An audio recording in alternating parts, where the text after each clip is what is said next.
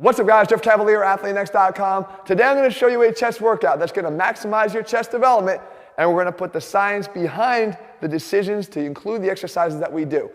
And I'm also going to throw in a muscle marker and this band to help us get the job done. Let's start with the band, actually the muscle marker as well. I've actually been practicing here, as you can see. The idea here is if we take the band and we activate the chest by going into this position here, we see that there's a lot of things going on in terms of the fibers and the orientation of the fibers. They're not all running in the same direction. As a matter of fact, they don't even all have the same attachments. The fibers that originate from the upper chest here are coming off of the clavicle, and they're running down towards the humerus. Right? But the most important thing is they're going from a high to low position. Whereas the fibers that come off of the sternum, again, a different bone than the clavicle, are actually coming in more of a horizontal direction, going almost straight across the chest out towards the arm. And then we have the ones that come off of the bottom portion here of the sternum, and they head up. So these are not going completely horizontal. These are actually traveling from a low to a high position. So we should know, if you've been watching this channel, that in order to fully hit the chest, you're going to want to choose exercises that follow those fibers. Meaning, you're going to want to take your arm through different ranges of motion to better hit and align it with those fibers. So let's see what those would be. Well, we know we got to choose the staple exercises. We know we got to choose the exercises that allow us to load them the most so the pec gets the most capacity to be overloaded. And that starts right here with the bench press. So as I move my arm out in a bench press, the alignment of the arm is moving here almost parallel to these mid fibers coming off of the middle portion here of the sternum. And that's what happens here, as you see on the exercise itself, to hit the middle portion of the chest. It's a good developer of that portion of the chest. Okay, good. So the flat bench press, obviously we know there's a reason for doing it.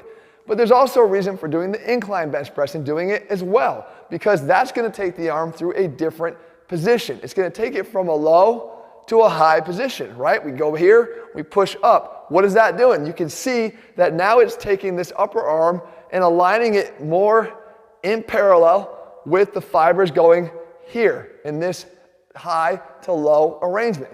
You can see that once again play out as I do the exercise.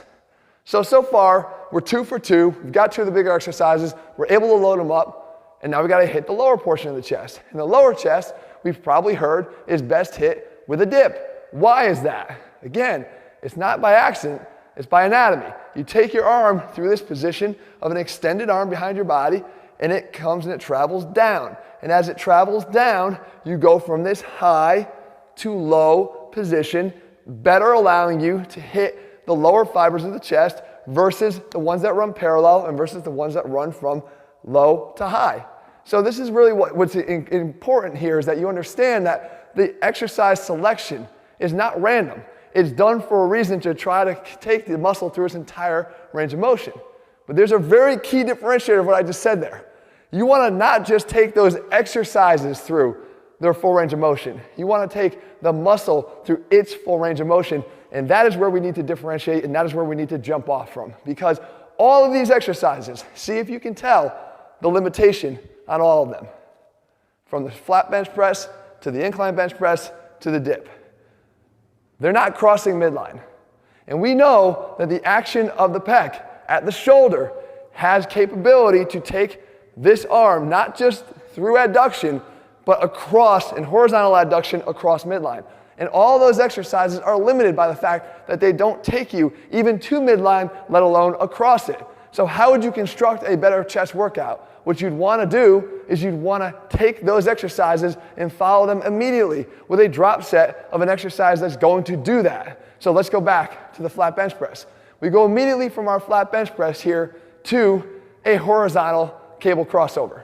Right now, again, people might even say too, there's a lot of fans of the cable crossover saying that it's a better chest activator from EMG studies than what a flat bench press is doing. But guys, if you rely on EMG studies, then you wind up saying things like that and don't understand that though it may have a better percentage of activation, it's still not capable of being loaded to the extent that a barbell bench press is, therefore limiting its ability to be effective. It's if it's the only thing you do. But if you do it in addition to the bench press, you're getting the benefits of everything. So now we take that and we drop right into this horizontal cable crossover, and we can see that we're actually now taking our arm all the way through and crossing midline and getting that complete activation of the chest in that plane of motion.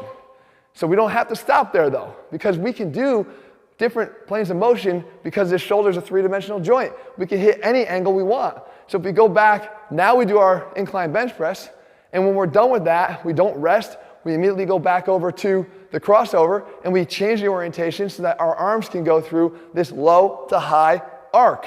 And again, we're not going to stop where we would stop on a bench press, on the incline bench press. What we're going to do is we're actually going to take the arm to midline and through midline. And you can see again the degree of contraction and complete contraction we're getting of the chest by doing so. It's a difference maker, guys, when you actually implement it. And we go to the dip, the same thing. Our hands are actually fixed on a dip as well. We can't get our hands to come towards midline because the dip station just allows them to stay in one position.